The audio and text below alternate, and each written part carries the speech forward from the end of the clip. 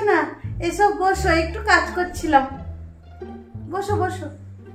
হ্যাঁ বসছি বসছি। এই রিঙ্কি কই গো? বাইরে বেরোচ্ছে টেরোচ্ছে না তো? খবরে সব দেখছো তো? এখন একটু বাইরে বেরোতে কম বলো। না না, তার উপরে মেয়েটা তোমার চাকরি করে, টেনশন হয় আমার। কেন? চাকরি করার উপর কি শুধু ছেলেদেরই অধিকার আছে বুঝি? আর ঘরের বাইরে গেলেই বিপদ, ঘরের ভেতরে মেয়েরা খুব সেফ। কি জানি বাবা, তোমরা 2 ক্লাস বেশি পড়েছো বলে তোমরা যে কি বলো, সবকিছু আর যুক্তিতর্কে চলে? এখনো সমাজটা পুরুষদের দখলেই চলে। এত কিছু ভাবলে হয়? নিজেদের মেয়েকেই সাবধানে রাখতে হয়। ওই ইকুয়ালিটি বলে কিছু হয় না। হ্যাঁ ওটাই ওটাই ওটাই পরিবর্তন করাটা দরকার নয় কি? সমাজটা উভয়ের দখলেই চলুক, শুধু ছেলেদের দখলেই কেন চলবে? আর সেটা চাইলে আমরাই করতে পারি। মানে কি বলতে চাইছো কি তুমি? সেরম বেশি কিছু না, যে যে শিক্ষাগুলো আমরা ছোট থেকে মেয়েগুলোকে দিই, ওই একই শিক্ষাই ছেলেদেরকেও দেওয়া উচিত। নাইস। তার মানে তুমি কি বলতে চাইছো এখন আমি আমার ছেলেকে বলবো তুই ঢেকে ঢুকে জামা কাপড় পর, রাস্তায় বেরোবি না, রাত বিরতে যাবি না, বন্ধুদের সাথে পার্টি? ওগুলো তো ওরা করবেই, ওগুলোই তো ছেলেদের ক্যারেক্টার। ওগুলো থেকে ওদেরকে কি করে মানা করবো? বরং মেয়েদের সেলফ ডিফেন্স শেখা উচিত দিদি। কেন দিদি, মেয়েরা সবসময় সেলফ ডিফেন্স শিখবে কেন? ছেলেরা সেলফ কন্ট্রোল শিখতে জানে না?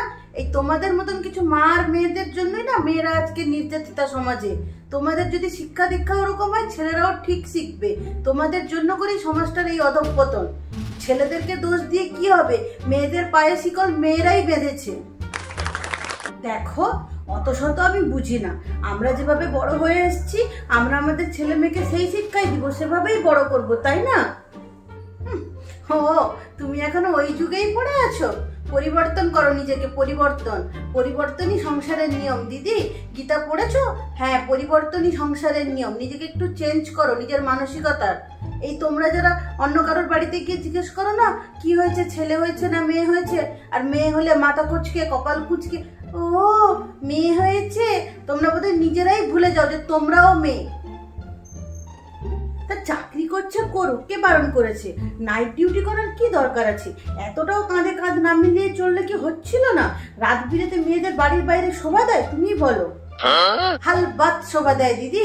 দেখছো না, পুরো শহর এখন নারীদের দখলে। আমরা নারী, আমরা চাইলে সব পারি।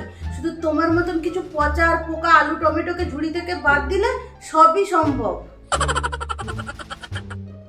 দেখো ঝুমা, এবার কিন্তু তুমি বাড়াবাড়ি করছো। আমি তোমার মেয়ের ভালোর জন্যই বলতে এসেছিলাম। ছোটবেলা থেকে ওকে দেখছি, কাকিমা কাকিমা বলে, তাই তোমার ভালোর জন্যই বলতে এসেছিলাম। না শোনার হয় না শুনবে, এভাবে আমাকে অপমান করবে না। বাড়াবাড়ি বাড়াবাড়ি আর অপমানের এই তো শুরু দিদি। আমার মেয়ে কোথায় যাচ্ছে, কি পড়ছে, কার সাথে বেরোচ্ছে, কখন বেরোচ্ছে, এসব বিচার বিবেচনা না করে নিজে গিয়ে নিজের ছেলেকে শেখাও। ওর ফাটা ছেলে জিন্স পরাটা যেরকম নর্মাল, আমার মেয়ের শর্টস পরাটাও নর্মাল।